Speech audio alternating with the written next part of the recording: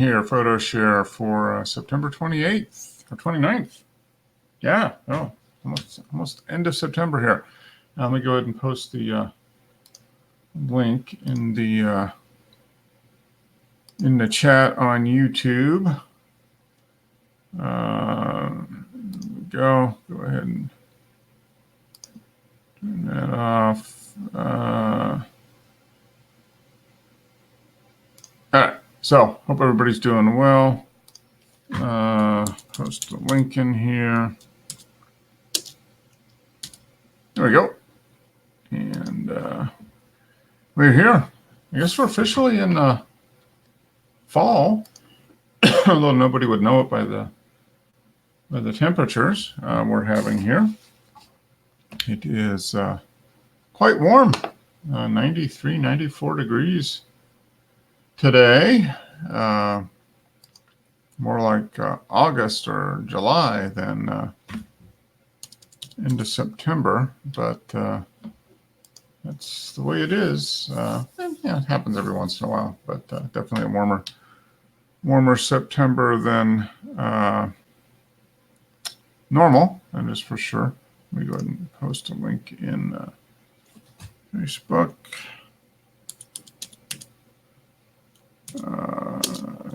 And hopefully you're good. All right. So everybody's doing well. Good week. Not much on the photographic side for me. Actually, well, a little bit. Worked a little bit on updating a couple images, kind of headshot images of myself. Playing around with those a little bit. So no new images, I guess, but playing around and learning how to do some stuff with existing images. So that was work related. So I guess that counts, sort of. But not much outside of that. It's been really busy, which is a good thing. Doing some new stuff on the business side of things, which has taken up lots of time. It's a good thing, but definitely taken up lots of time. So it is eliminating the ability to get out with the camera, or at least that's the excuse I give myself. There's James. Good evening. Hey, James, how are you? Good. Good.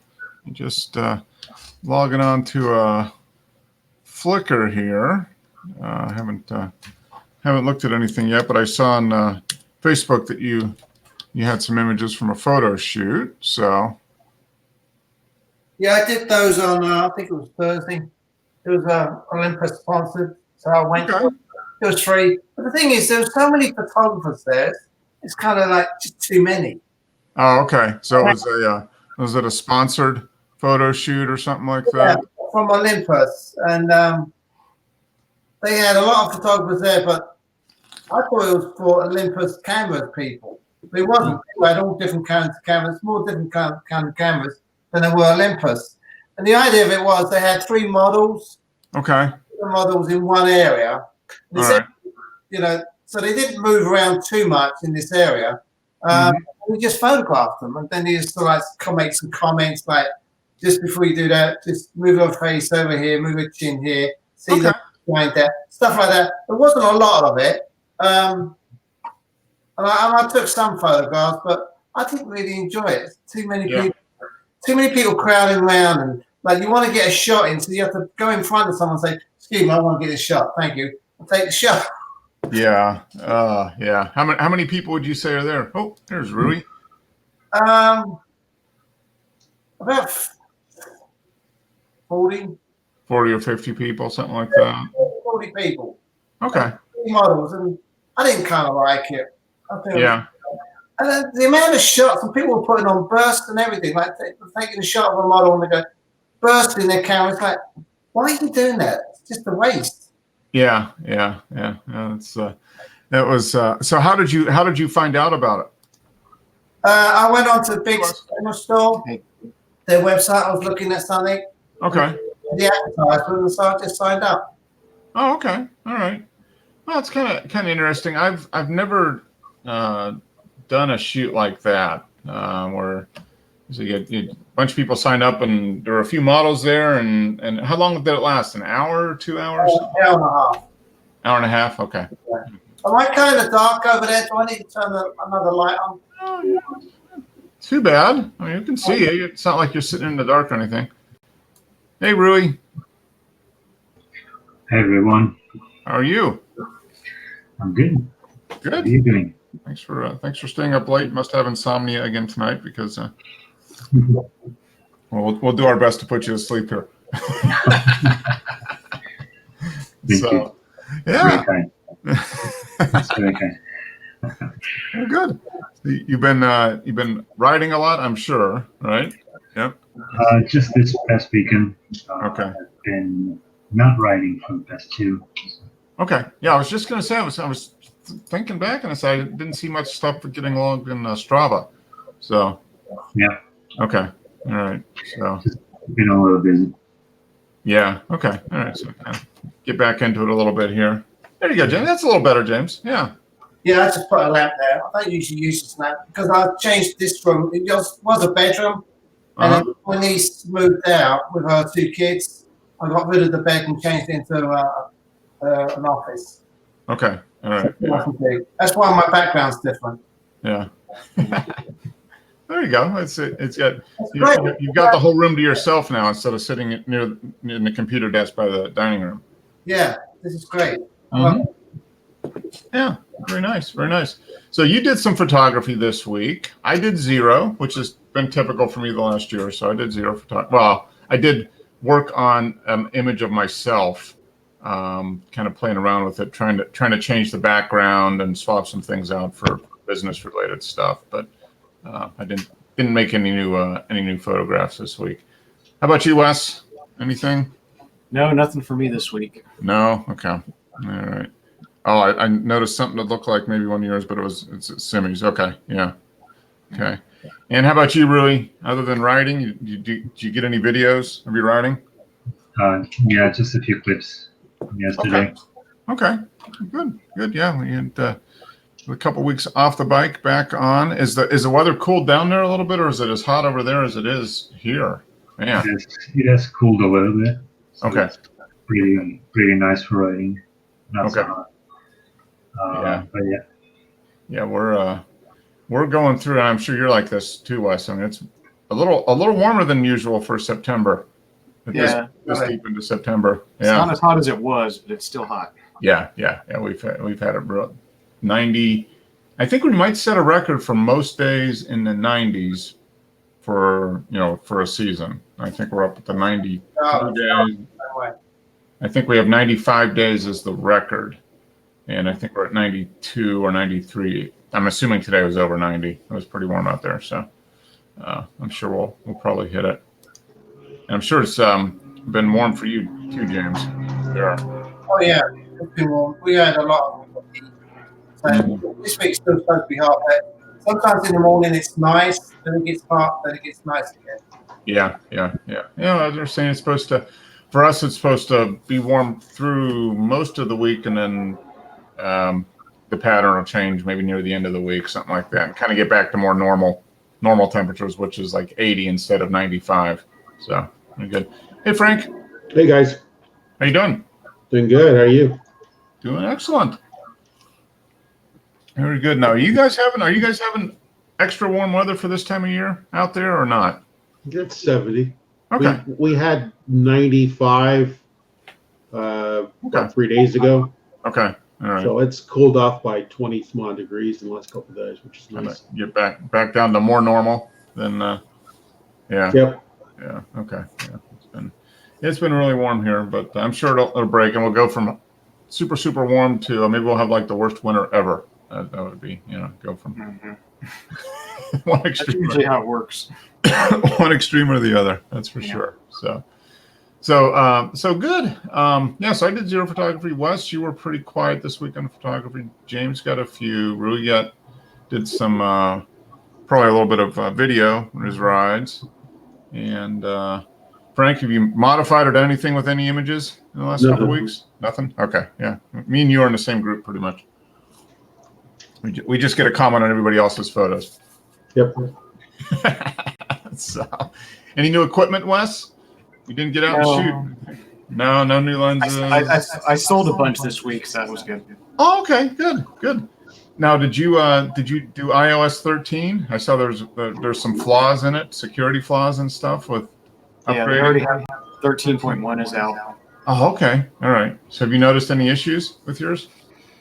No, No. Okay. I haven't run into any issues. Okay. Yeah. I just saw something in my news feed about there's some glitches with iOS with the latest one. I guess now it's 13.1. Mhm. But there were some security flaws or something that I'm assuming fixed, but nothing there. Okay, James, any equipment for you? Nothing? No equipment. No. Okay. All right. Me neither. Let me say, someone gave me a lens, so I gave it back. It's a manual lens. I didn't like it. I like automatic focus. Okay. All right. Oh, so it was a manual. And no, I didn't like it, so I gave it back. Okay. And Dennis is on the other end of the spectrum. He's all manual all the time. He doesn't like automatic lenses. So you guys are on opposite ends. How about you, Rui? Any new video or camera equipment? Nope. Nope. Okay. I still have that old Pentax from my friend, Mm-hmm. but I still have to figure out what's wrong with it. Oh, okay. Was it the shutter? Was the shutter that was sticking on that? Or Yep. something? Yep. Okay. Yeah. Probably need to take it to a camera shop or something there local and have them do a. Yeah, I have to get that fixed. Do you have a camera shop like that in the area? You think? Probably, but I haven't looked. Yeah, I know. Here in Atlanta, we've lost two in the last 4 or 5 years. Shops that had factory trained techs on old film cameras. So there's still two here. I think there's is it K&M? What's that the name of it? KEH. KEH, yeah, KEH will do it. And there's a shop downtown, I think, that does it. But we lost two. We've lost two in the last 4 or 5 years. The guy just retired. They were both, people that ran the shops. They were in their 70s, late 70s to even. I think one guy was almost 80. He's like, I'm done. That's it. Seems to be a trend. There was a shop in Orlando that I've been wanting to visit. Last time we were in Orlando, it was like right near it. It's like, oh, let's stop there. Went there and it was closed. Yeah. Well, it's the thing of people that have been doing that. They've been doing that for 40, 50 years, and they're just getting to the point where they're like, okay, I don't want to do this anymore. Or they get so old that they just, they pass, and that's it. That's the end of it. Yeah. Hey, Dennis. Hi guys, how you doing? Excellent. Doing well. Good. So James was saying that a friend gave him a manual lens to use, and he gave it back because he didn't like the manual. He wanted automatic. I said, well, you're on the opposite end of the spectrum there. You're all manual all the time. Yeah, I don't actually own a lens which is automatic focus. There's one thing for sure, I'll never get any problems with the motors in the lenses, will I? Yeah, that's for sure. So okay, well, between the two of you balance out. So then it ends up being. I can see the benefits of autofocus. Oh yeah. Yeah, but providing that what it's focusing on is what you want. Yeah. Well, that's Yeah. I mean, so I can focus it, but I didn't like it. I'd rather do it. Like, I feel like I could miss some shots by the time I focused something on that. But if I had automatic, it's so much easier for me. Yeah, did you switch on your focus peaking? My what? Focus peaking on the camera? probably not. Yeah. No, the camera's got the focus, which is very helpful for manual focus. Yeah. It's real easy. Yeah. If you're going to use manual, When I do the lens, it was focused. yeah, when you use manual focus on your camera, you can it zooms in. Switch, yeah. No, I forgot about that. Yeah, and it's got highlights, isn't it? You can choose the color of the highlights. Everything what's in focus will be highlighted all over the picture. Right. Maybe Yeah, I- it's really good. You can accurately focus it on the subject you want. Yeah, as long as you, whatever color it is, what it is like white and blue or red, whatever color you pick, as long as it's got that color, yep, you're Yeah. good. Oh, It really works well, Jim. You should try it, mate. all right, next time I meet at breakfast with these guys, I'll say, "Can I have the lens back?" Now, what kind of lens? What focal length was it? Was it a 50? Okay. Yeah. All right. Yeah, so on your camera, that'd be 100. Yeah. Yeah, it would be equivalent to 100. Yeah.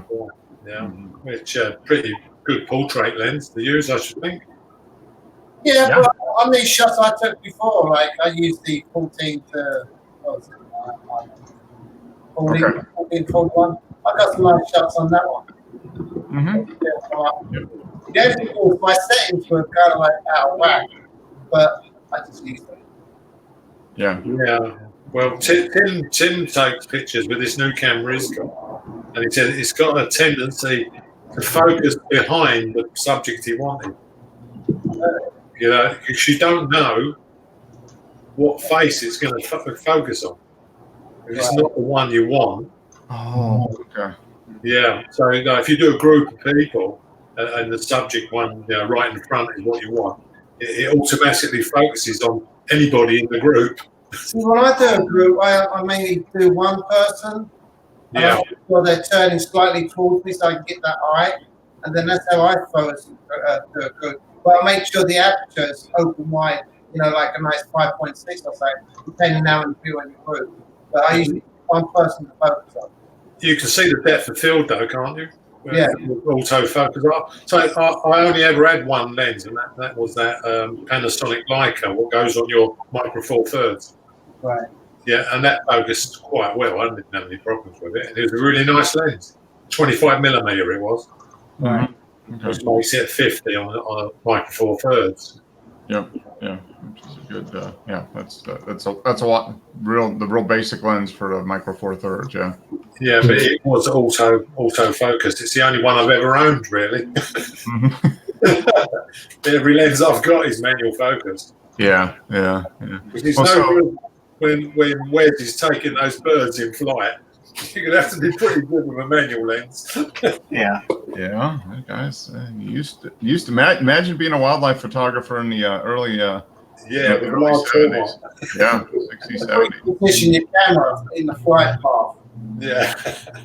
And changing film. I mean, yeah. So you would just imagine how much film you would go through as a wildlife photographer back in the day. Oh my You god! go to 25 ISO 4x5 trying to get something moving. Yeah, but those old, the SLRs that had motor drives or whatever. I don't know what would they do. Maybe a couple frames a second back. Yeah, two or three. Go for a whole You're roll of lucky. film. Yeah. And no autofocus. I mean, so you manual focus, or you probably use zone. I mean, probably get as close as you can, I guess. Hyperfocal, maybe. Yeah. Hyperfocal focus is the only way out, really. Yeah. Yeah. So stick it on F8 and hope for the best. Yep. And but you just imagine how much, because when you go out there, Wes, you probably take typical couple hundred shots at least, probably. Yeah, usually. To get a few that are keepers. Yeah. Mhm. So that's Yeah, Wes, have you tried it, manual focusing? No, No. but I mean, I've looked at old photography books and stuff, and what passed for good back then would not fly today either. So it's hard to compare the two. I mean, people would laugh at you if you posted some of the images that are in books from 30, 40 years ago. Yeah, that's true. Yeah, I mean, just the standard of of acceptance was much. The range of what was good and bad was a lot different then, just because of the technology. Now we're so. I bet Frank's done manual focusing. Oh, sure. Yeah. Did you ever What do you reckon? try wildlife or sports photography manual focus, Frank? Yeah, I tried doing football games and got maybe about 40% of my shots in focus. Okay. Good. Did you do hyperfocal? Was that kind of the? Did you use that as a You start? can't do hyperfocal with a 400 millimeter lens. Yeah. you're still dealing with a couple feet of depth of field Yeah. at 2.8. Yeah, that's true. Yeah. It's just not enough, and they're moving too quickly. So hyperfocus, it basically comes down to practice, skill. Yeah. Yeah. Yeah. You have to know your gear and how to move the focus ring while you're moving. Yeah, and have a really good sense of distance. So if you're on a football field, you just know, you can, if I'm here, it's this far to all these different corners. I mean, you have to know what the. Well, yeah, you got to be where you think the play is going to happen. Yeah. Well, when you stick your 15mm lens on hyperfocal focus, it's faster than any of your automatic cameras. You just haven't got to do it at all. Everything's guaranteed to be in focus. Yeah, which is fine at 15. But yeah, for telephoto, there's no way. I guess, like you said, Frank. Yeah, that would be. I mean, I don't know what's the effect. Where does hyperfocal really run out as far as focal length of a lens? What would that? What's kind of that break point? Yeah, the longer the lens, the harder it is. You need a wide angle lens if you're going to do hyperfocal. Yeah. Focus. I mean, Also, the film or the sensor also plays a big effect on that too. Mm-hmm. if you take a look at a 35mm lens, you've got a depth of field scale which is about like that, Mm-hmm. from f22 to f22. On a 300mm, it's about something like that, and Yeah. you're shooting at 2.8, f4. So Right. your depth of field is like this. Yeah. It's meaningless. You can't do it. You have it's I wouldn't bother with less than 35mm. Not for hyperfocal focus. Mhm. You set a 35mm on f8 or f16, you're gonna get a lot in focus. Lots that's going to be in focus. sure. Once you go past 50, it's going to get more and more difficult. Yeah. Yeah. But for telephoto, I hadn't really thought about that. I was like, you do that. Yeah, the depth of field is so small anyway that there's no advantage. Obviously, I don't do any hyperfocal focus on my f1.2. Yeah. Literally, what they did was the photographer had to learn how to rack the focus with the speed of the runner. Yeah. Yeah. Okay. And it takes a long time to, Yeah. especially when you have zero feedback until you get your film processed. Yeah.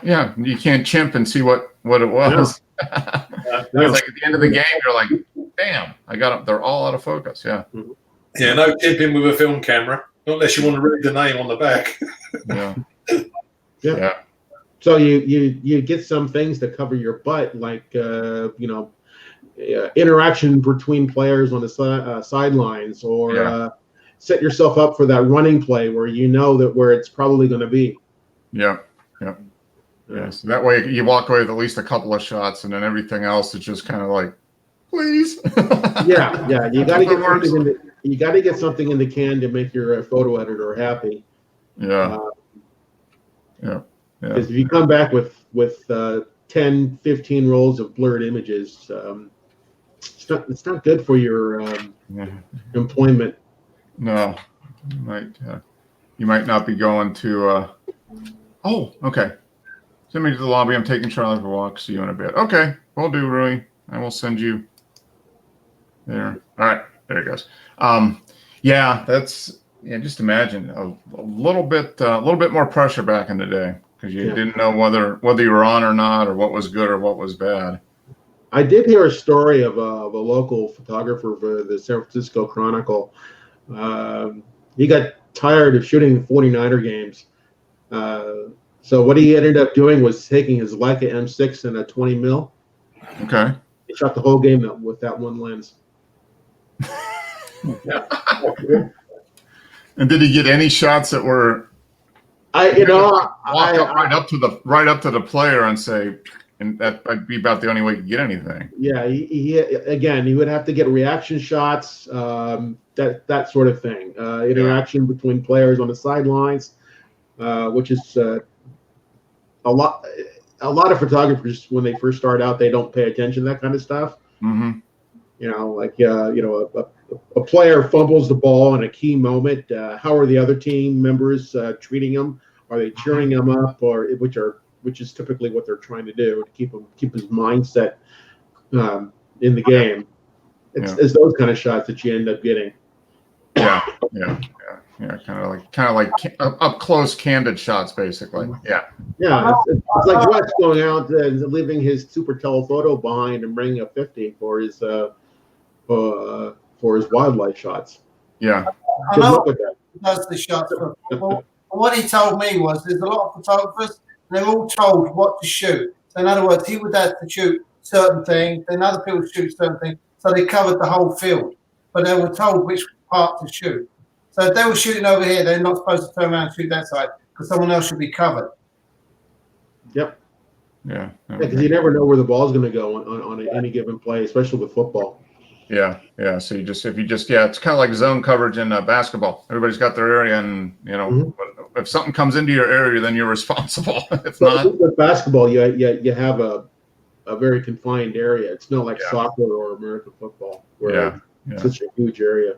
Yeah, everybody's got their little quadrant. I don't know how. I don't know. I imagine it would probably take 8 to 10 photographers at least for a NFL game, something like that, to fully cover everything. A few in each end zone, a couple down the middle. Yeah, it would take a lot. But like NFL films or whoever's doing that, that's part of the cost of doing it, documenting the game the right way. They're going to get a much higher percentage of good shots, I guess, that way. Well, you got to know the game. You got to know the players. When you're photographing a team and you've got a star player, you focus on the star player because he has the percentages are with him of getting the ball in any particular game or any particular time within the game. Yeah, he was a brave guy, Frank, because I wouldn't use a Leica M6 for a sports camera. Yeah. No, you wouldn't. Now, was that his last? Was that his last? His last job. Yeah. No, he was too good of a photographer. Okay, and they're like, "That's it, buddy. You're fired. No more 49ers games for you." Yeah, he's still his name was Fred Larson. He still gives workshops in the Bay Area, and okay. I've been looking to maybe one of these days sign up with him just so I could ask him that question and see if it is true or not. Yeah. That's pretty funny. But he's like, screw it. I'm gonna show these guys. I'm gonna do complete opposite of what they want me to do, and we'll see if we get something. Basically.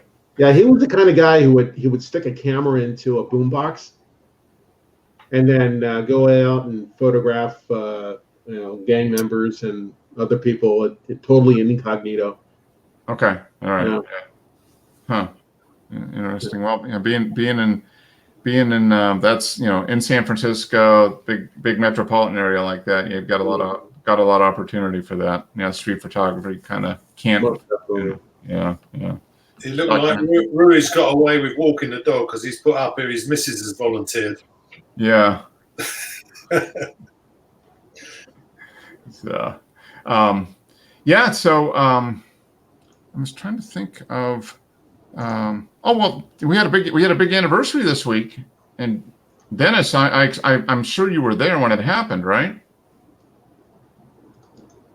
You don't know the 50th anniversary of Abbey Road getting released, the Beatles. Oh, yeah, the radio station, Radio 2 in England there has been broadcasting from the Abbey Road studios all week. Yeah, all the Beatles songs. Yeah. Yeah. Did you get out there? Now, have you ever made that walk? Have you walked across Abbey Road and had someone photograph you? I used to deliver the newspapers down Abbey Road when I was a teenager. Oh, wow. I had a paper around there. So my friends used to hang around outside Abbey Road studios so they can get all the signatures for the Beatles.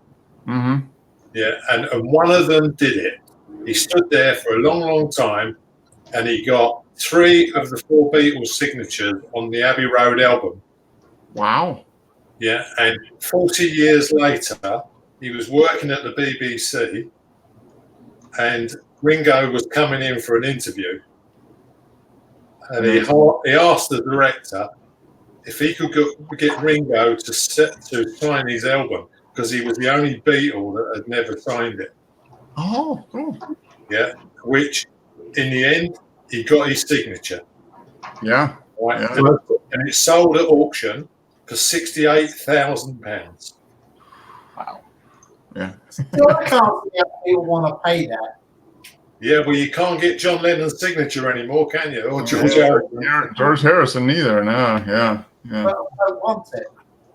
Yeah. Oh, it's a collector's. Yeah, it's a collector's item, just like people pay for anything else. But yeah, you've definitely got to be a super fan to pay that.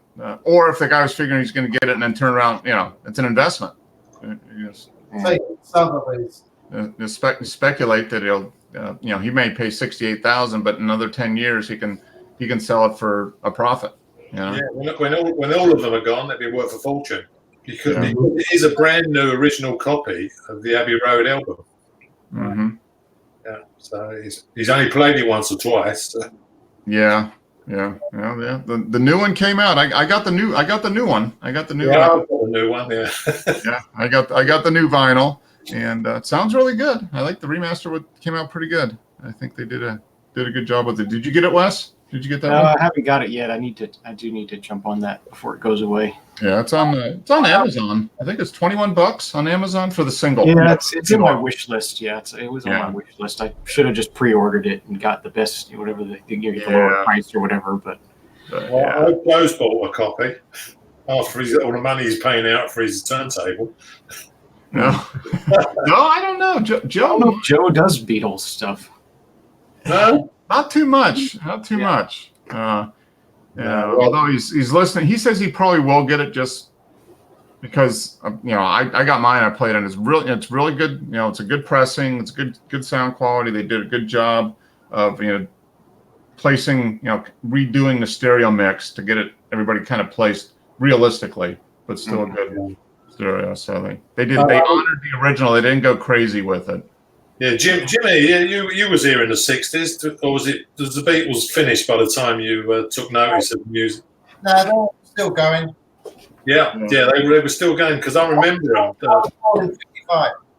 Yeah, all the psychedelic Rolls Royce Lennon had, and all the minis. But when they split, I like John Lennon best. I went with his music. Yeah, John Lennon. I mean, it's a shame the guy got murdered. He had no control over that. Yeah. I mean, the guy who shot him is still around, which is a real tragedy, really. He should have paid the price. Yeah. Got him as well. Yeah. He's still in prison, I think, I hope. I'm not sure if he's out or not. Yeah, he's in the USA, isn't he? He was locked up. Right. I don't know. It came up for parole or something. Yeah, didn't Yoko block it? Bro, Yeah. every time he Should be like Manson. He was like Manson. Yeah. They'll never let him out. Yeah. Well, if he does get let out, someone shoots him in the back as well. Yeah. But we're down to McCartney and Ringo. Yeah. I wonder who's gonna last the longest. I don't know. they're both in their mid. Well, Ringo's older than McCartney, isn't he? Yeah, but Ringo looks like he's just left school. He's quite good for his age. Yeah, he's still in pretty good shape. So hopefully they both make it last quite a bit longer. That'd be yeah, they're both still going pretty strong. So be around for a while. Hopefully in their mid-70s. So I'm on that LSD they had. They're all still around, aren't they? I mean, when you look at the Rolling Stones, Mick Jagger, he looks well slept in. It's amazing, but yeah, we're getting to that point in history where all the it's just a matter of time. They're just getting to that point. They're gonna start leaving the earth here. I couldn't believe how many records Lennon and McCartney wrote. There are hundreds and hundreds of them. Oh yeah, no, they're just super creative. Tons of songwriting. Yeah, it's amazing. They even wrote stuff for the Rolling Stones, wasn't it? Which was the rival group. Yeah. Mm-hmm. Yep. Oh yeah. There's only really a few people from that time period that have done more than them. I mean, they're just a fantastic, very creative. Lots of creative output Did you see the clip when McCartney was with Obama No. and he sang Michelle? Oh. And he asked him to forgive him because he said, I could be the first guy punched out by the President of the United States. Oh, man. Yep. Well, it's now actually one of photography related. The cover of the Abbey Road album, if you compare it to the original one, the amount of crosswalk that's showing there on the fourth, I guess it's at the front, so where Lennon is, that fourth one, there's a difference. So they crop the images a little different. The reissue looks a lot closer to the original one than the ones they did. Was it in 2004, 2006, or something like that? Yeah. The cars parked in the road, they were all genuine, like 1960 cars, you know? Oh, that was just a regular. I mean, it's just a regular residential area, pretty much, right? Yeah, I think they've done that walk quite a few times, didn't they, to get the picture? Yeah, there's lots of different versions of that photo, and I think they have like the deluxe edition that has like 5 different covers or something. On the seat. They had like, thing, and they had a bunch of different versions, and they kind of narrowed it down to 5, and then they got down to 1. Yeah, a couple of years ago when I was in London, I met a guy in a restaurant, and we got talking, and he works at Abbey Road Studios for Sony Music. So he gave me a card, and he goes like, if you're ever up at Abbey Road, just come in, and I'll give you the tour. So I didn't have the art to tell him I've already been in there, but. But he was telling me that he was born in Italy and lived in a village, and he ended up working in Abbey Road Studios, and they work at night because it's a cheaper time to rent the studios. He said at 7 o'clock in the morning he was packing up when Paul McCartney walked into the room, asked him what he was doing, and he showed him and all that, and he goes, well, I'm just going to make some breakfast. He goes, do you want a coffee and toast? So he goes, yeah. So Paul McCartney went off, made the guy a coffee, and they sat chatting, and he goes, I've made it. Paul McCartney made me breakfast. Yeah, it was fun little things like that. Yeah, just kind of happenstance, right place, right time, right mood, attitude. Yeah, it's kind of interesting. That's the goal of us as photographers, to catch those moments and document them forever. Yeah. Well, in the 60s, one of the guys in our youth club, he actually had the front to go up to where they live, knocked on the front door, and got invited in. Now, he's actually got pictures of him standing in the back garden with George Harrison and John Lennon. Yeah. So he was brave enough to actually go up and knock on the door and. Yeah, because you couldn't do it these days. You wouldn't get up the path, would you? Oh, no. Yeah. In the 60s, they were just like peeking their stuff like that. Yeah. Probably on so much stuff they didn't realise. Yeah, I don't think they realised they were going to be that big. No. It's they did an incredible amount of output. It was really only 7 years. That was really all that stuff was in 7 years. Yeah, by the end of the 70s, it was all over, wasn't it? Yeah. Oh yeah, so they were done by 1970 basically, and went from a cover band to the biggest band in the world for decades. And the music. Last time they played together was on the roof of the Apple building in the West End of London, because they brought the whole city of London to a standstill. It was like a commerce area, and people hanging out office windows. And they were actually up on the roof of the building. Yeah. Genuinely. Right. Yeah. The police went in and made them stop because they were causing traffic jams all over London. Yeah. I've seen a couple images of that. Yeah. They had Billy Preston up there playing the keyboard. So pretty good. Not bad. Well, speaking of photos of concerts, let's jump into this. We'll go in. Let me see. Share the screen here. We'll start with the last one we did last week, I guess. Right? Yeah. Which was this, I think. Yeah. Okay. It's warning me. There we go. So I think this was the last one from Michael. So it's not quite the Beatles, but I mean, you could just swap them out. Put a bunch of Leicas in everybody's hands, and I think modern day Leicas they are. that was the last one from last week. And Simi's been out again, taken on September 15th, so 2 weeks ago. Read this early morning, 2-minute exposure. And the water must have been moving, pretty good. Doesn't the iPhone have Leica design lenses? I don't think the iPhone does, but there are some cell phones that use Leica. Yeah. Like a branding. Yeah. Yeah, they advertised it, and it says like these have got like Leica design lenses. Yeah. I think it's like LG or one of those. Yeah, LG has one. Yeah, they promote Leica lenses on the LG, which I've is got my phone. Yeah, there you go. They've got Leica, It's the case, but it says Leica on it. yeah. It is. Simi's still using that crummy old Nikon to shoot these. They're very nice. Early morning again. I don't know what time it was. Probably. It survived the wave. Yeah, it survived the wave. We're a couple weeks past the getting it splashed. So. Yep. 9/17. So yeah, the weather sealing worked so far. Another version of that. Wow. Yeah. Like that. A couple little birds out there. One bird. A couple of ships out there. Yep. Nice. A couple boats out in the water. Yeah. Very nice. As always. He is putting out. Ooh. One final look at Charles Island. Yep. Super low tide. So I wonder if this was in conjunction with the super moon, kind of a net. Wasn't that it was a couple weeks ago. Yeah. Mm-hmm.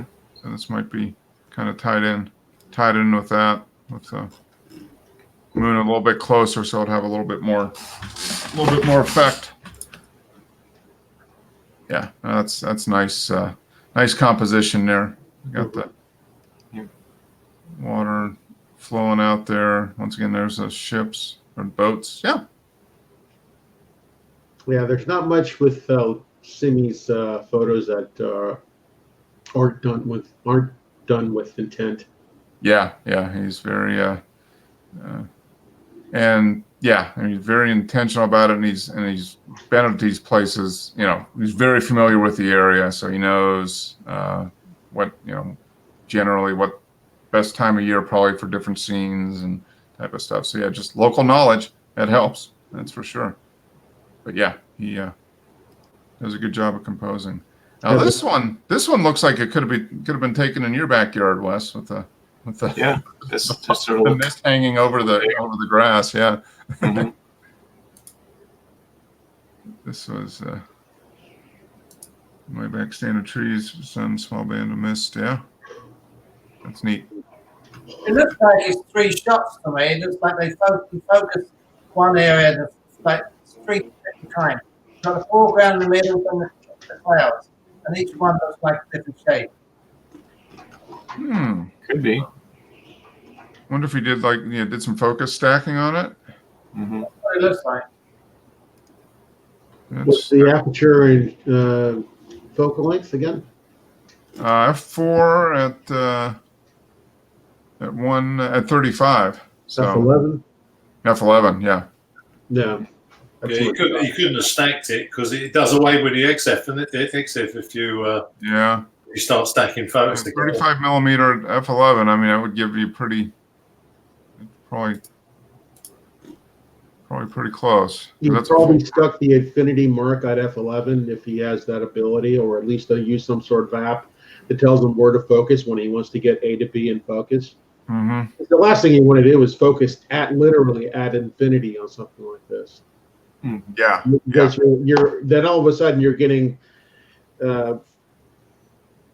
let's say around 25 feet to infinity in focus, or 15 feet, and then on to the right of infinity, which is obviously still infinity. So you're wasting your focusing capabilities. Mm-hmm. Yep. Yeah. So it's well, then, isn't it kind of the standard to focus 1/3 of the way into the image? Is that kind of the? Yeah. Yeah. 13. Generally, 1/3 of your depth of field is going to be in front of your focusing point, Yeah. and 2/3 behind. Yeah.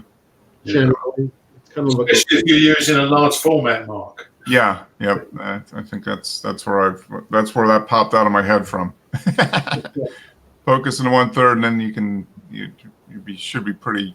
But you're lucky with that 4x5. You can always use a shine fluke and just lower your front standard to put it more in line with the surface of the landscape. Yep. You can do that. Yeah. Opposed to keeping it straight. Yep. Yeah. You can drop the front standard down to get it more level. Yep. You're lucky where you are because you got some pretty tall mountains in America. You can bring the distant mountains into perfect focus with tilt shift. Yeah. Mm-hmm. Yeah. I just need to get out. I'd like to get out west with the camera. That's the Eastern Sierras is where it's at. What's that, Frank? The Eastern Sierra is where it's at. Yeah. Yep. Big one, and then there's so much stuff in the Colorado Plateau there. All the Zion and Arches and all that stuff there too. It's just I'd love to get out to Colorado National Monument again. We were out there about 6 years ago, and very great area, and that would be a fun place to go. The only problem you got, Mark, is you got to keep the film cold. Yeah. Yeah. Yeah. Well, I would go out there. We've been talking about kind of what we want to do next year, and it's like I think we may want to try to get out west. If we do that, it would be in the later in the year, probably in the fall, something like that. So keep the temperatures in the 80s instead of the hundreds. So that way you can keep it in a cooler and be pretty good with it. I used to have an instructor who shot Kodak infrared. You had to keep all of his film in the freezer. Yeah, I've got my 4x5 in the freezer. Mm-hmm. Great shots. He used a camera called the Wide Lux, and what that camera was is the lens was on a drum, and the drum would rotate as the film went through the camera. It was perfectly timed, and so you ended up with instead of a 35 millimeter frame, you ended up with a frame that was something about this long, same height. So the aspect ratio was really, really, really wide. Truly panoramic camera, giving you a 180-degree angle without the distortion. Have you got a film back for yours, Mark? No, I don't. I don't have one.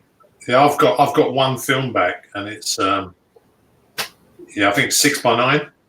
Okay. Yep. So I can do what Frank's saying. I can get the full width of the 4x5, but saying 120 film. Yeah. Yeah. Yeah. No, I haven't. I've thought about it, but I need to get more competent and actually use the real 4x5 first before I get that. So. Yeah. The thing is, you've got to focus on your screen. Then you've got to take the camera off and clip a film back in. Yeah. Put the film back in. I just put in the chat that photographer, my former instructor's name, so you can Google it and take a look at his work. Oh, okay. All right. Oh, Lomo. He does a 360 panoramic then. No, it's not 360. Oh, I was going to say. No, really said there's a Lomo spinner that does the whole roll 360 degrees. Yeah. It's one of those cameras you pull the string and rotates the camera. Yeah. Yeah. So Gear Jordal, huh? Okay. Yeah. Cool. All right. I'll add Rui back in. So he's back. Yeah, I mean that German guy who done the tilt shift, was it Shine Flug, is it? He's got some really weird name. Shine fluke, yeah. Yeah, why couldn't it be called Smith? It would have been so much easier. Yeah. Hey, leave it to the Germans to come up with that type of thing. So you gotta have a weird German name. Yeah, you still got lots of play to do yet, Mark. You got to do back shift. I've got so much. Yeah, I have not spent. Well, obviously, I have not spent near enough time with the camera. yeah. I've got to do the same. I haven't used my 4x5 for a long time now. I mean, get back to No, I'm sure James. This was stuff taken with his 4x5. I'm sure. So this was the photo shoot then, huh? Okay. Models Olympus set up, but there were so many photographers there. It's ridiculous. I only took a picture.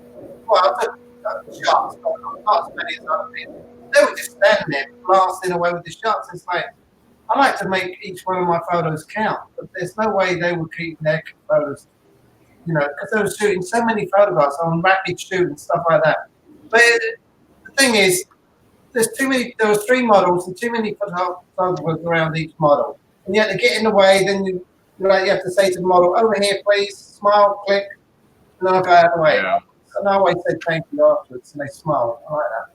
But it's just too many photographers. It's supposed to be for Olympus. I didn't see many Olympus cameras there. It's mainly Nikon and Canon. Yeah. But it was interesting, so I took these. There's loads I took, don't get me wrong, but I just posted 4.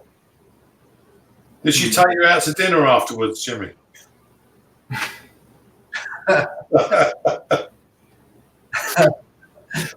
Yeah, you wish. Yeah. Yeah. So no, this is nice. I like the red of the dress against the green background. That that's nice. I like that. came out really nice. Yeah. Funny thing is, I asked her to pose with both arms, so like hang on, like this kind of thing, Okay. Yeah. like that. Yeah. I went to the Olympus guy and I told him about it. And I said, "Can you do me a favor? Just give me a tip on this photo." And he said, "Crop the bottom part of the arm out. You don't need that. You only need one arm. We all know there's another arm there." And I thought, well, that's unusual, but it depends on what you want, really. Mm-hmm. But yeah, he said cut the bottom part of the arm off. That's why I cut it off. Okay. Yeah, because I guess they just under the assumption, that the eyes just, you see that and you know it's an arm, so you kind of fill it in. So The other thing is, he said, don't be afraid to cut people's heads off and stuff like that. But I was going to say that, Jimmy. There's a lot of people now just take the top of the head off. yeah. Yeah, just weird. But my first wife, she bought me this photography book. And in this book, you see pictures. They're nice pictures. And one I always remember was a waiter carrying a tray with something on it, and I forget what it was. But his head was cut off. And when you look at it, you think, well, what kind of photograph is that? But when you read about it, it's saying, what's the important thing here? Where does this photographer want you to go? It's to the tray. See what's on the tray. They don't care about his head missing. It's Mhm. the tray, content of the tray. And so Yeah, that's- I people think about that. But I still like someone's head in it. yeah, that's kind of the same philosophy as this. And it's like you don't need both arms, cut off part of the arms, and 'cause that's the subject there. It's not our arms, I guess. So yeah. Where you see cutting heads off the most is with bald guys. Yeah. But I was lucky For obvious reasons. I had a pose, just moved slightly for me so that it was different for other people. Uh-huh. Would you take this on then, Jimmy? What was the aperture? 2.8. I typed this in because what I did is I left my ISO on automatic. Oh, there it is. Then I went 2.8 on the aperture, and the shutter speed, I wasn't sure what it was. But when I went back to look at the data, it's kind of like I wrote it all in. Yeah, that's a nice one. That's a nice background there. Brick wall and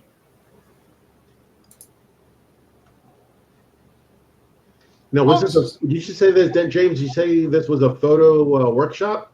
Yeah, Olympus. There's a store here called Biggs Camera Store. So Olympus and Biggs Camera Store. So obviously they want the photographers to go to the camera store to do this thing and obviously buy something. But the big people never came out just at the camera store. And we went across the road to do the shoot, and it's just a couple of Olympus people with 3 models. Didn't pay anything, it was free. But you know, he explained certain things there, and it was interesting. But there's just too many photographers.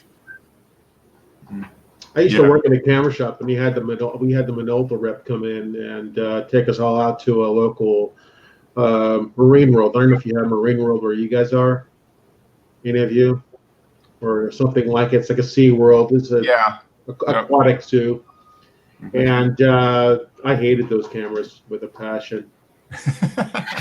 This was filmed back in the film days, and they're autofocus, but this is before Minolta, or I don't know if he ever did, but they didn't have a rear focusing button. So all your focusing was completely at the shutter. And when you're trying to photograph wildlife, try to focus on the tiger's eye, then recompose, you had to keep your finger on the shutter button. Oh. Yeah, I used back focus. God, it was horrible. I told them I can't use these cameras. This is awful. We just lost. If you lifted your finger, Frank. No, I'm back. Did it automatically just refocus? Well, yeah, I had to put the camera into manual focus. Yeah. Otherwise, it just jumps. Right. Yeah. So Joe's waiting, so I'm gonna take myself out here for just a second. He can say hi to everybody.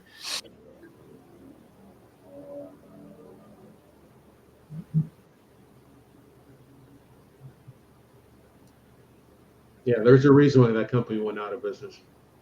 Yeah. Didn't they invent autofocus? You know, they may have. I think it was Minolta that invented it to Wouldn't begin be with. surprised. Yeah, wouldn't be a bit surprised. Yeah, now, Jimmy, Joe's the one who's going to give you a good evaluation. He's the model photographer. I know. Oh, hey guys, how you doing, man? You know, the Rams game is still on, but we're just playing. We couldn't be playing anywhere. So I think right now, you know, college football teams would give us a run for our money. It's ridiculous. The Buccaneers are kicking our ass, 45-27 right now. It's Panthers won today. I'm sorry.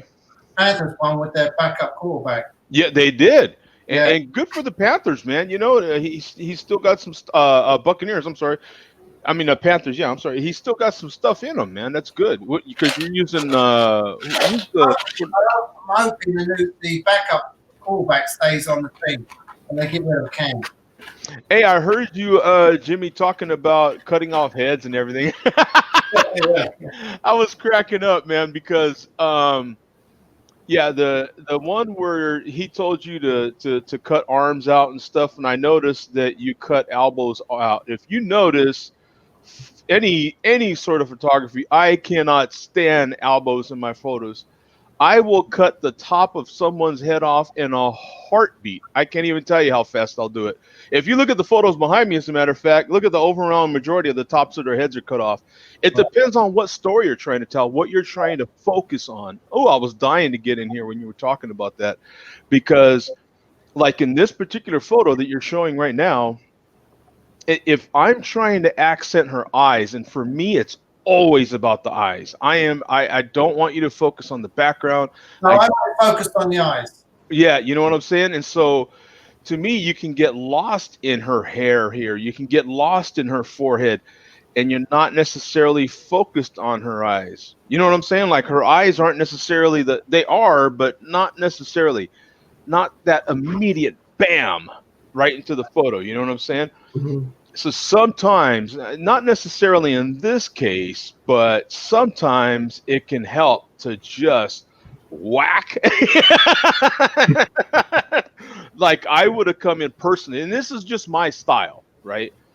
I would have come in on a way closer crop on this. You know what I'm saying? But I probably would have framed it differently because I shoot differently, because that's my thing. You know what I'm saying? Got about 20 or 30 photographers all waiting to take a photograph. Yeah. Right. I have only shot like that a handful of times. Probably less than a handful. Maybe 3 or no. It's been at least a handful of times, probably. Not with that many photographers either. I've shot with maybe 4 at the same time, and I don't know. It becomes like a personality thing. Like guys start to sense who's the alpha is like the wrong word, but like who really knows what they're doing. Like, you know what I'm saying? Like you're naturally going to give like a little more time to the cat that seems like, man, boy, this cat really knows what he's doing. He's got Just like when the person was taking a photograph, it's focused, he's model. Like you can tell him, they jump in here, say, move this way, but he's standing right in front of everybody, so you can't do it because he's got his head.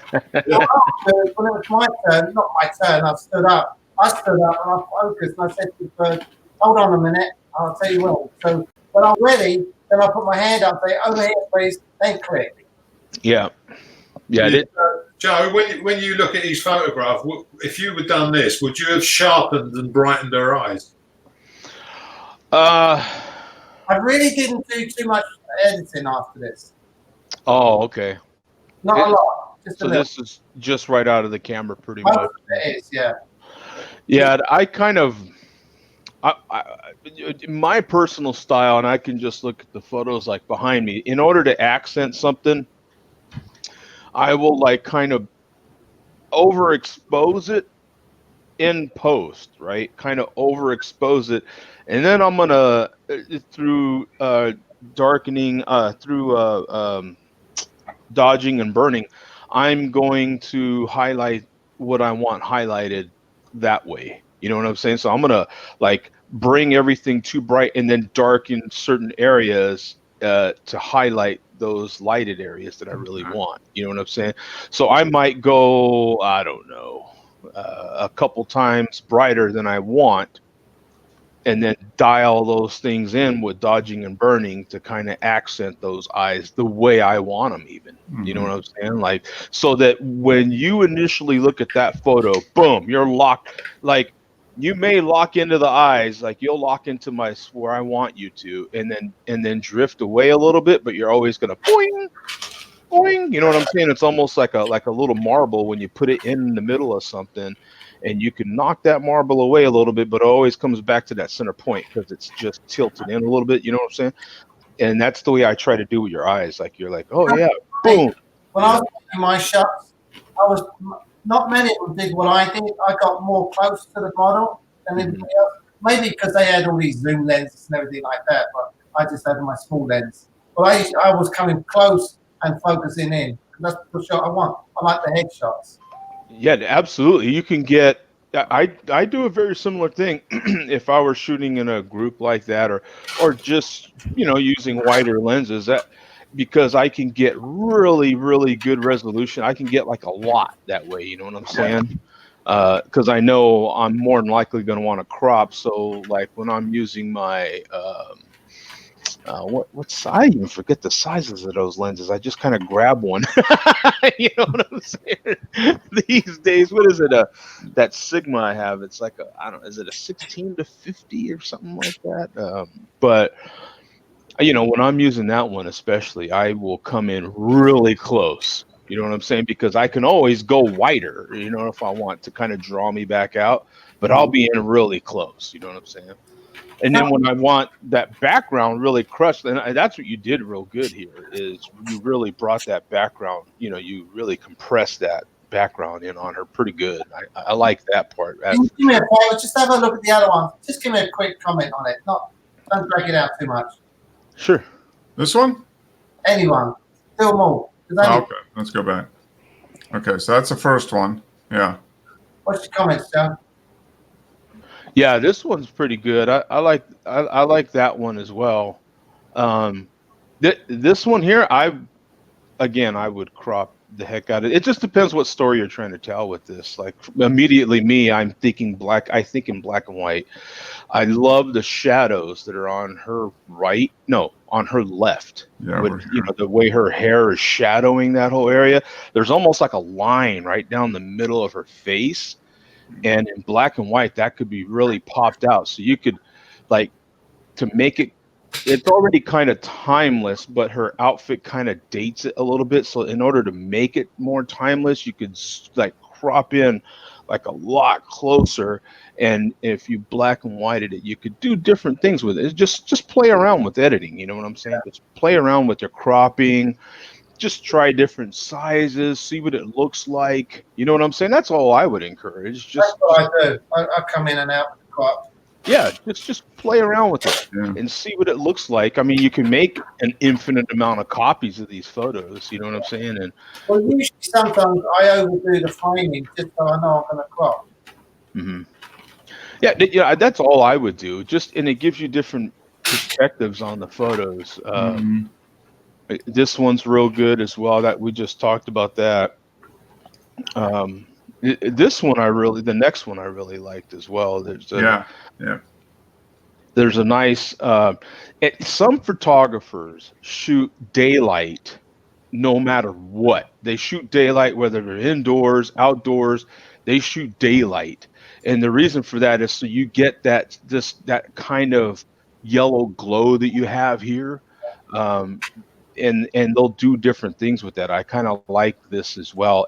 From someone that likes to shoot black and white, my color images will look very similar to this because it brings out a nice tone in the skin when you convert this to black and white.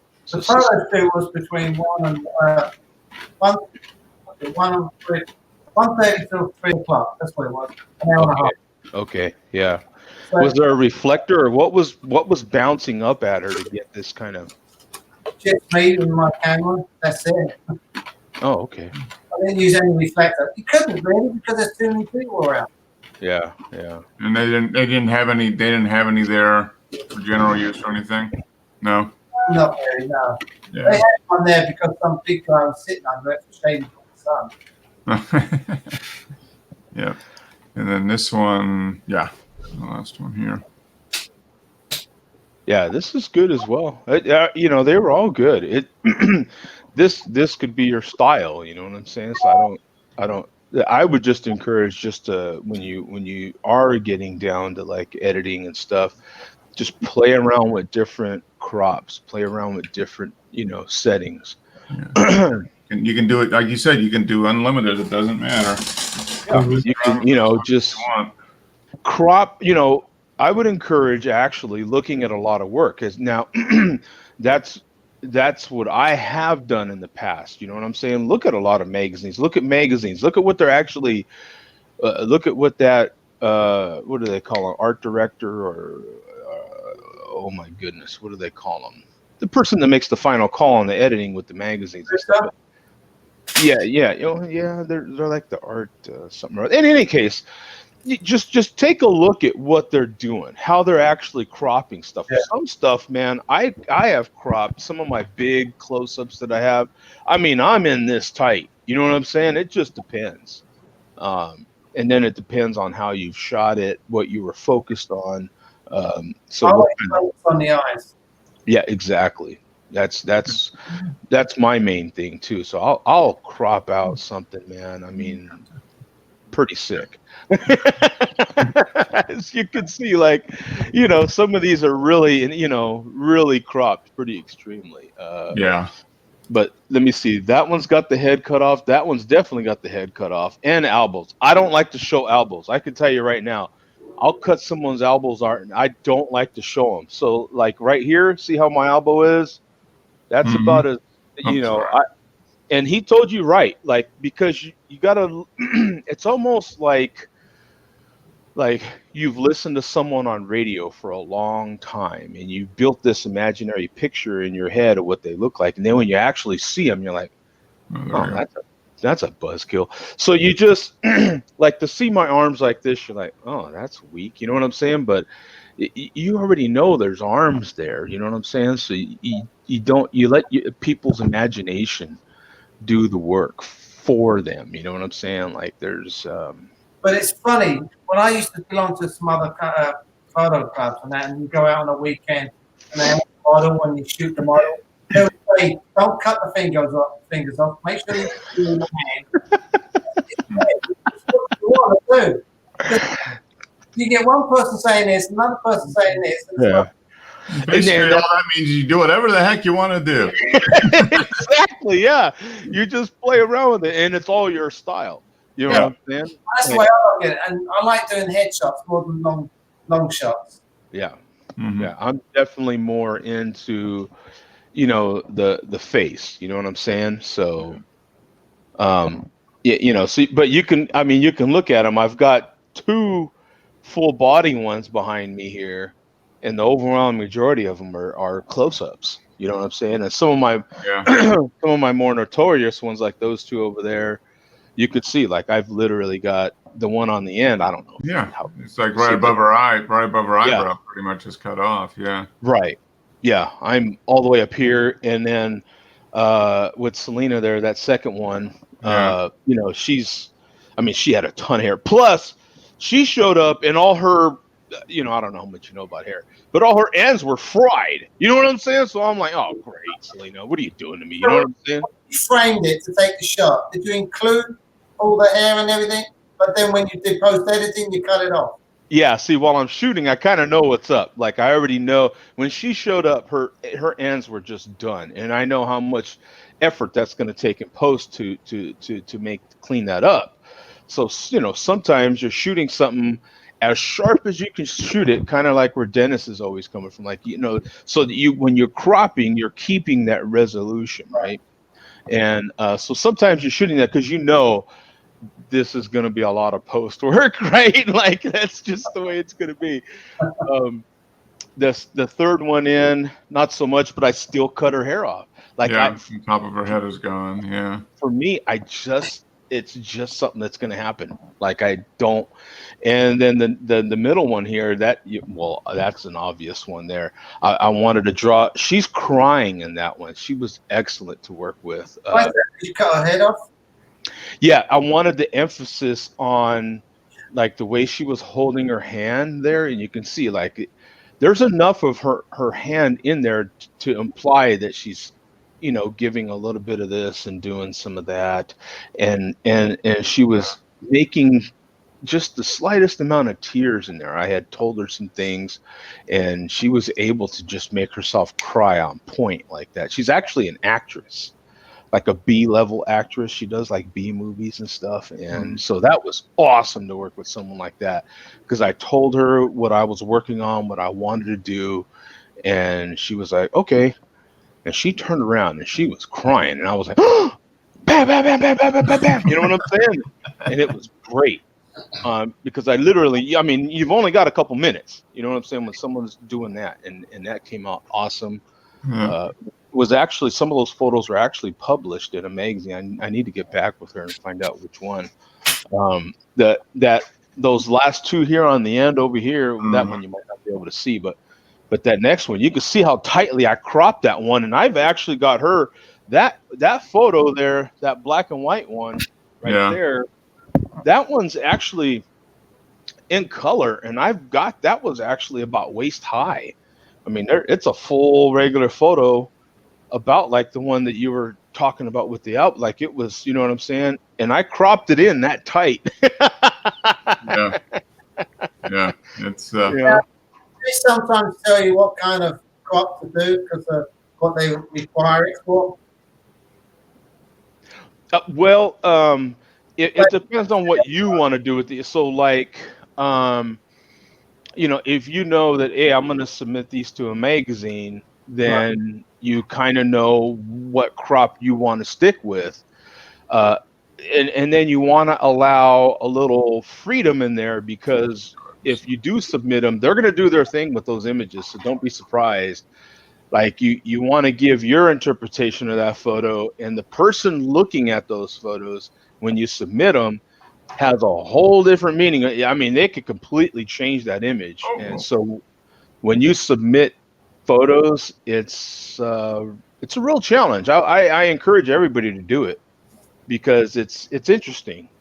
Sometimes they'll leave them exactly the way you gave them, and sometimes they'll crop them differently. They'll put different filters, or just a different look to the whole photo, and you're like, ugh. Right? that when you take your name off? No, I mean, that's part of submitting. A lot of times they're not paying you, but they're giving you credit.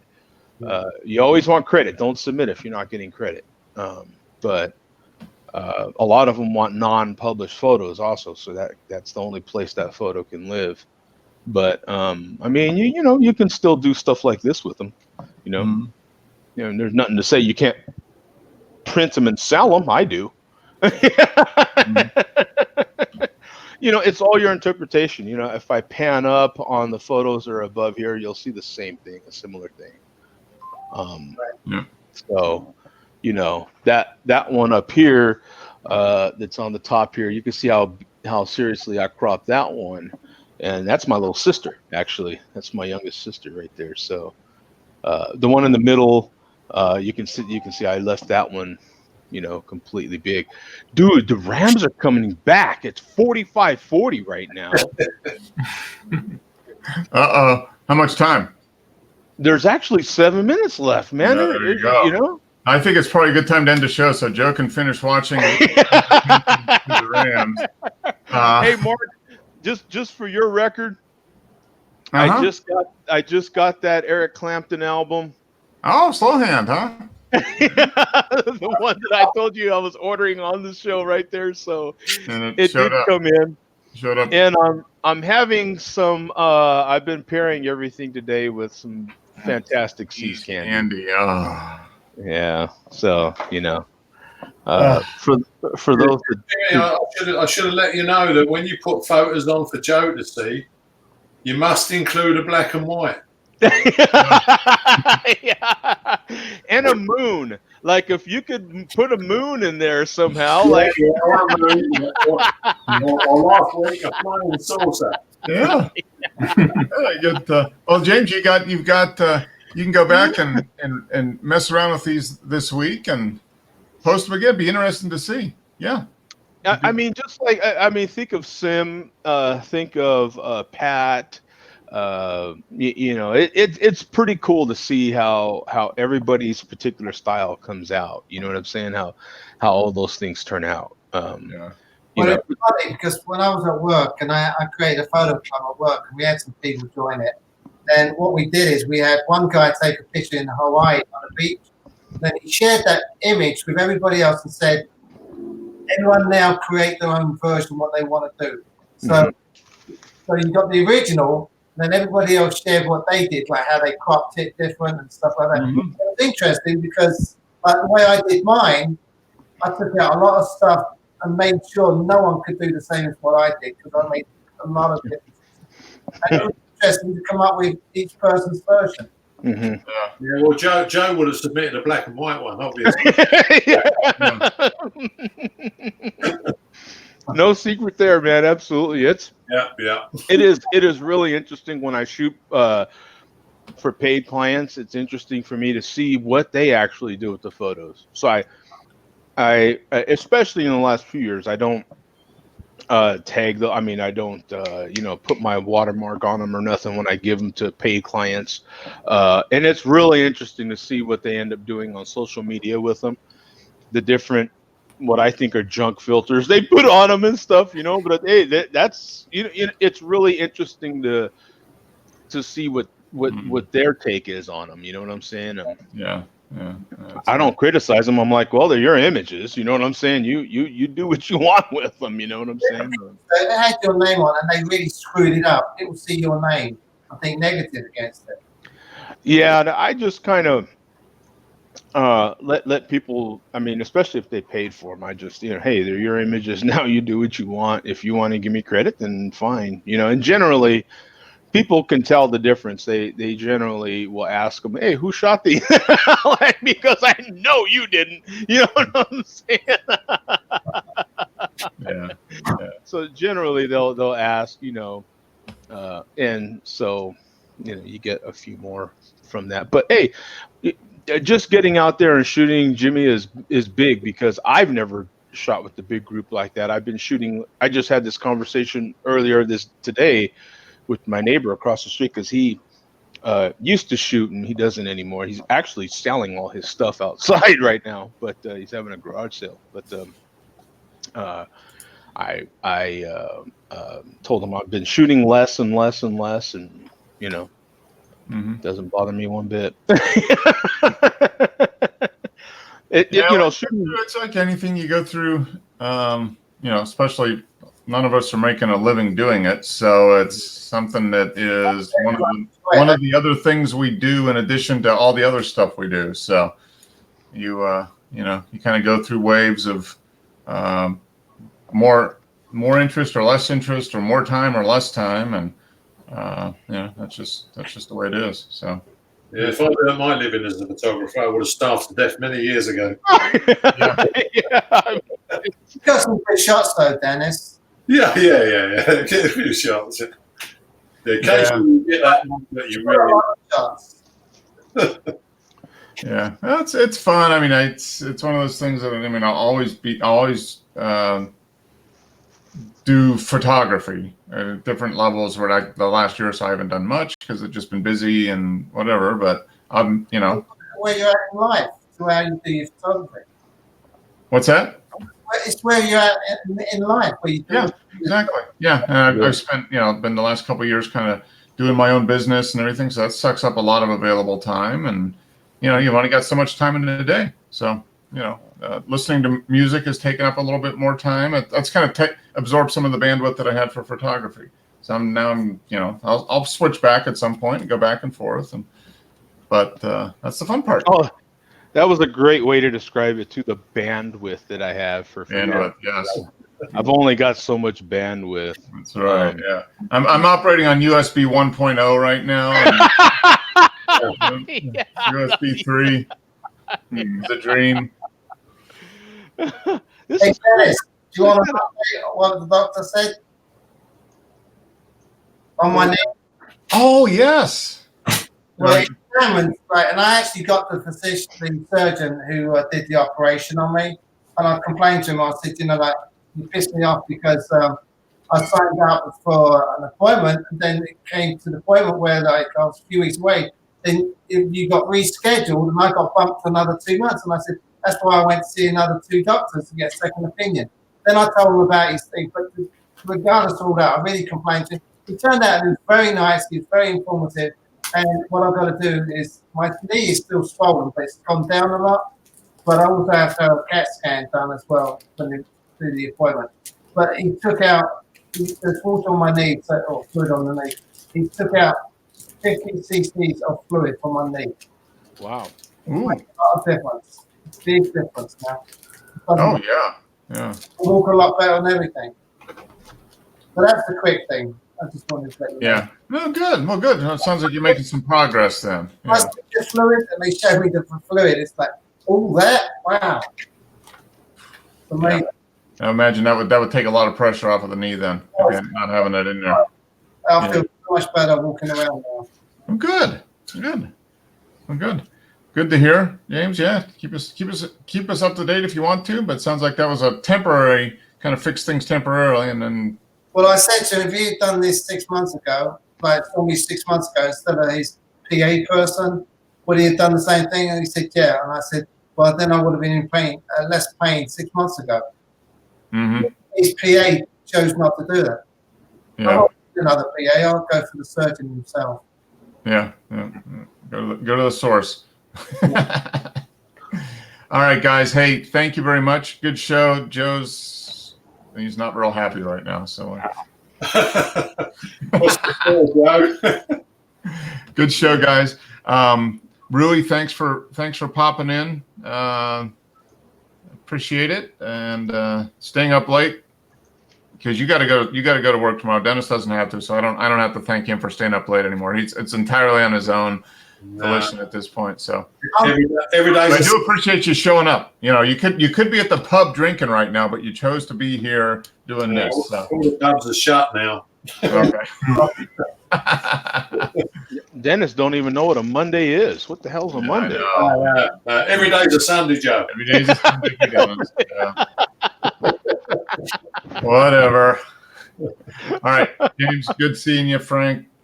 Always a pleasure. Joe, go Rams, I guess. Wes, Yeah. We'll see you. And next week, we should be here for I don't think anything to interrupt shows for the next month or so. So we'll be back for next week and beyond. All right, guys. Bye now. Good. See ya later. See you guys. Bye now. Bye.